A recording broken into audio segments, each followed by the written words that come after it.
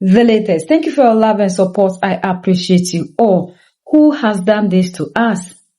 When at all will the African be proud and see him or herself to be equal to other races? And when will we stop throwing away what makes us a people just to be accepted by other people who came into the continent, seeing us to be inferior, to accept us? Populio came into Africa, visited Cameroon, and what the Cameroonian traditional ruler did sparked a whole of outrage in Africa, because we are so disappointed in what our traditional rulers, who are supposed to be the custodians of our traditions, the protectors of the African culture and everything, did. He addressed Populio, and even during the address, you can see that the African still sees the oppressor to be above us. Inferiority complex. Because Populio is somebody who is the head of the Catholicism worship of faith. And then we have these traditional rulers who are also the custodians and the head of our tradition and culture. So when these two people meet, they are of the same level. But you can see that African is always trying to let these people be ahead of us. They are happy that Catholicism came in 1890, and ever since they accepted it, through that, we are seeing that our culture and tradition, things that are not in conformity with the Christian faith or Catholicism, with the Christian faith or Catholicism, is gradually fading away through the education that they gave to us. Thank them for the education, the hospitals, and all the things that they are doing for us. What is making Africans angry is the part that he claimed that everything of the African that is not in conformity with the Christian faith fading out of Africa. And our leaders are happy, and they're also talking about how they are also helping in the evangelism process. Why not Populio helping us to also portray the African culture, the tradition, and the norms to the world? So what we are seeing here is that the African wants to be accepted worldwide and wants to be respected. But we are the same people. Before we meet with these people, we already degrade ourselves, making it look as if what makes us a people is less. So for that matter, we need to throw away certain things that makes us a people, that the people have stated to be accepted by these people. These are the people that we expected to be proud of the culture of the African, preserve the culture of the African. What has their education given to us?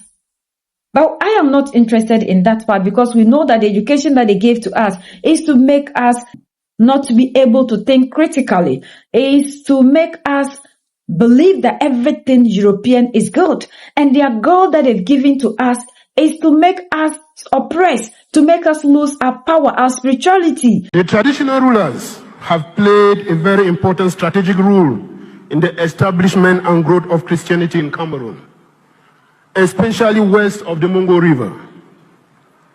With Catholicism, when Catholicism came to Cameroon in 1890, and in this part of the country with the missionaries arriving at Bonjongo in 1894, they were welcomed by the traditional rulers of the time.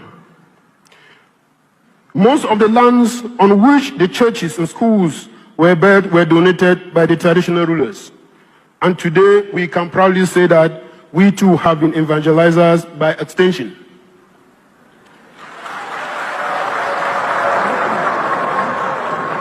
Particularly, I am glad that I am welcoming the Pope, head of the Catholic Church in the world, in Mankon land. And this cathedral in which we are is built on land that was given by my grandfather, King Deofro III, for the creation of the first parish here in 1935. The people of Mankon wish to thank you for this great honor. We use this opportunity to thank the Pope for the great work of evangelization and the social services the Catholic Church offers to our people. Some of the best schools, colleges, universities, hospitals, and orphanages are run by the Catholic Church. We pray the Church continues to improve the lives of our people through these services. There are some traditional practices that were not compatible with Christian values, and some of those have gradually disappeared with education. When I tell you that Christianity has decimated African culture, this is what I'm talking about. For those of you who don't know what is going on in this video, let me give you some background context. The Pope, head of the Roman Catholic Church, is visiting the nation of Cameroon as we speak. So what is going on in this video is that a traditional ruler, guardian of the customs and traditions of the African people, is addressing the Pope on occasion of his visit to Cameroon. And what gets my attention is what he says in this video. He has said a lot of things in this video that I might want to go into it. But what stands out to me is what he says at the end of this video. The Africans have given free land to the Roman Catholic Church to establish their business, to build their empire on our land. But what stands out and what is the greatest damage is that this monarch is telling the Pope that he is happy that some of our African traditions that were not in line with the values of Christianity have disappeared over time. That is what I find preposterous. So we as Africans, we have to slim fit our tradition to the values of Christianity. So Christianity is superior to our own customs and tradition. When you listen to this monarch speaking to the Pope, he is speaking from a position of inferiority. He sees the Pope as a superior. He does not speak to him as an equal. Whereas Christianity is a tradition. It is called the Judeo-Christian tradition. And he is also guardian of the customs and traditions of the African people. So they are supposed to be on equal standing. But when you listen to this monarch speaking, you see inferiority complex. And this is how Africans go around the world, seeing themselves as second-class people, looking down on themselves and looking down on their own customs and traditions. It is really sad. So a sign of progress, according to Africans, is that we have adopted foreign culture and traditions, and we have abolished our own customs and traditions, our own way of life. Religion has really finished us in this Africa. When I look at the future for Africa, it is very oblique. Sad to say. This Christianity that they're giving to us is not here to make Africans move forward, because we know that even the Christian faith supported or Catholicism. The priests at that time supported slavery, and people came into the continent in the name of religion to enslave us. Religion has been the problem of the African, because this is what is making us not to see the power that we have and the value of our resources and the strength of the African. The moment they introduced this God to us, the African lost their power, because we have turned our back against any other thing that makes us a people, and day in, day out, we believe that our ancestral worship is primitive to what these people gave to us. And for that matter, wherever we see these people, we try to do everything possible, and we always believe the narrative.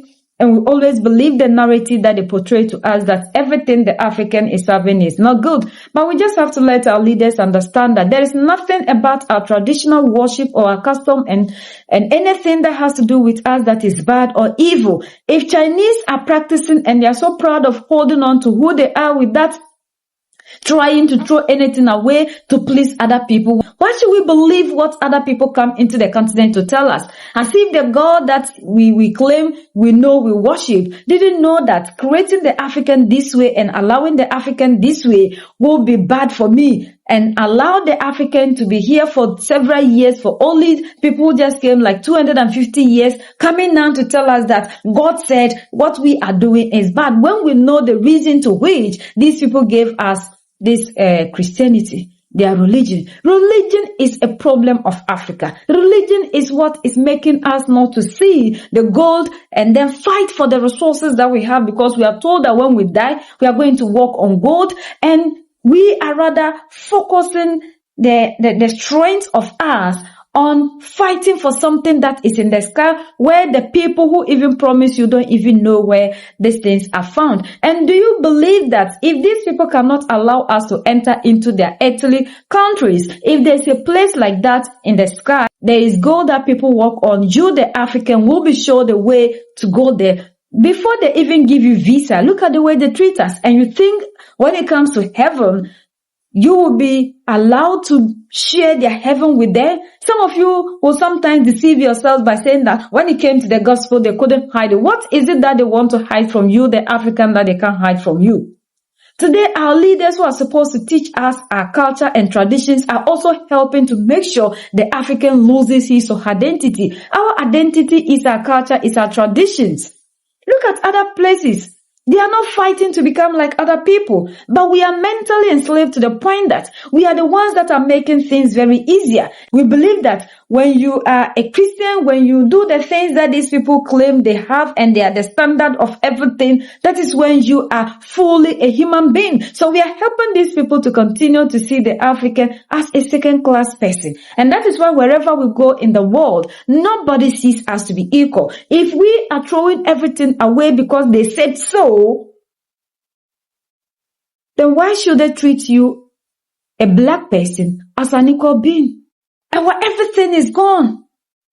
And it's so heartbreaking. It's so sad to see the people that are supposed to fight to make sure they keep the African culture, our values, and make sure that they inculcate that in us, are rather the ones that are so excited that they are evangelizing to win souls to Christ, to take you away from your culture, your identity, what makes you a human being. So when at all will we ever rise up as a people? When will we start seeing ourselves as a people? When will we be proud of who we are? So we can go to any length if the traditional ones who are supposed to be custodians to inculcate this in us are rather helping them to make sure that they brainwash us to take us away.